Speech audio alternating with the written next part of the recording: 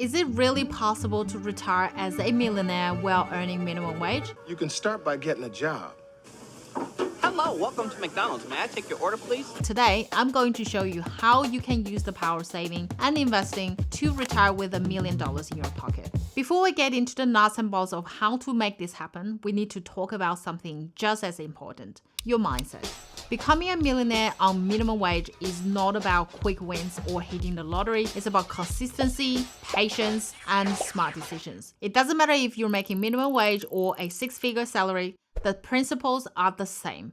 You got to think long-term, avoid lifestyle inflation, which is just a fancy way of saying don't spend more just because you earn more, and make sure every dollar you earn is working for you. So before we even get into the numbers, I want you to shift your mindset from I'll never be a millionaire to I am on my way to becoming a millionaire. Because with the right strategy, you really can be.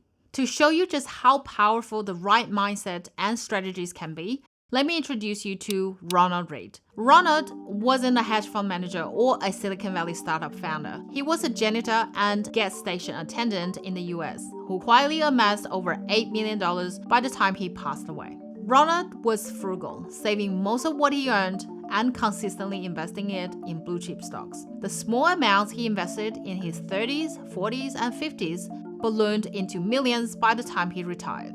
What's even more surprising, Ronald never made more than a modest wage in his entire life. So how did he do it? Two things: living below his means and understanding the power of compound interest. No matter if your money is in the savings account, superannuation, or investment portfolio, it all works on a powerful principle: compound interest. In simple terms, compound interest is when the money you make from your investments starts to make money too. It's like a snowball effect. The more you save and the earlier you start, the faster it grows. There are 4 key factors in this formula: your starting amount, principal, this is how much you initially invest; rate of return, historically, the Australian stock market has delivered around 7 to 8% returns annually after inflation; time, the longer you let your money grow, the more powerful compounding becomes. Most people procrastinate. They know they should start early, but life gets in the way. But if you do the things most people do, you will end up like most people.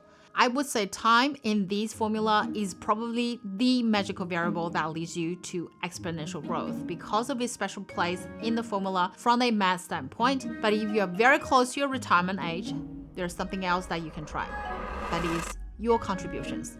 The more you contribute regularly, the bigger the snowball becomes. The tricky part of compound interest is you barely see any progress in the early stage. During the dark side of that time, you almost need to have faith or give yourself positive reinforcement to keep going until a certain point that you will be so glad that you kept going. A lot of people give up too early to see the effect. Did you know that 99% of Warren Buffett's wealth was earned after his 50th birthday?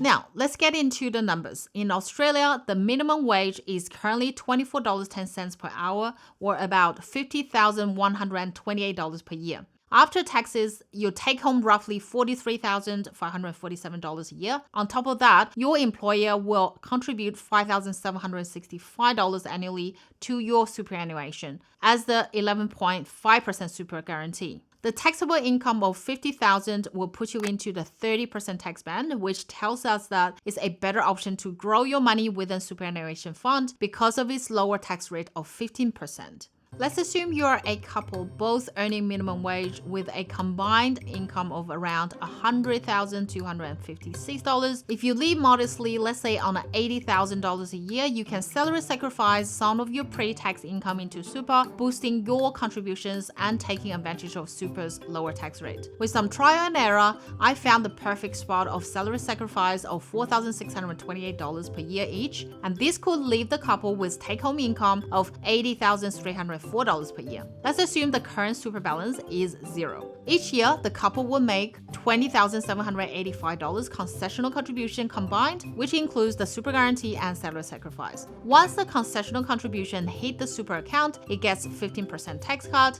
I use Red Super's Australian Shares Index option as my example, where there's $78 yearly admin fee, 0.11% as buy spread, no investment fees, all transactional costs for this index option, the historical Australian share market's total return after inflation from 1990 to 2023 was 7.9%. I would say 7% to be on the conservative side, 3% as the dividend yield. We're not selling any investment until after retirement, so only the dividends gets tax cut of 15%. The year-end super balance will be the initial amount plus net contribution after tax minus total cost plus net income return after tax plus capital gain. If the couple were both 40 years old, you probably would think time is not on their side. Would it still be possible to have a super balance exceed 1 million by age 65? Yes? No? Yes. With steady contributions and 7% returns, they would have $1,012,551 by the time they turn 63, with a total contribution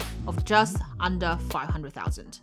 If you look at the data closer, by age 61, the total return of their super would have surpassed one person's wage. If the couple decides to retire by 65, which means no more contribution into super, they will open an account-based pension account to enjoy the tax-free feature. There is a transfer balance cap from the accumulation account to the pension account, which is currently 1.9 million, but the couple's super balance would not be applicable. If the couple withdraw $80,000 yearly, which is more than the minimum withdrawal rate of 5% of the super balance, and keep the rest of the money invested, it looks like the couple will never run out of money. What if we raise the lifestyle standard, say yearly spending to $90,000? They still can.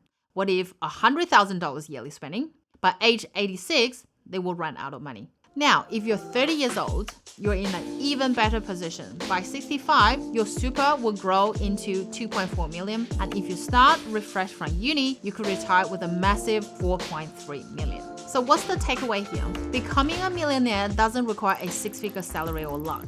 It requires a plan, discipline, and time. Well, the couple needs to stretch themselves a bit, absolutely, but no pain, no gain. My name's Irene. I'll see you next week. Bye.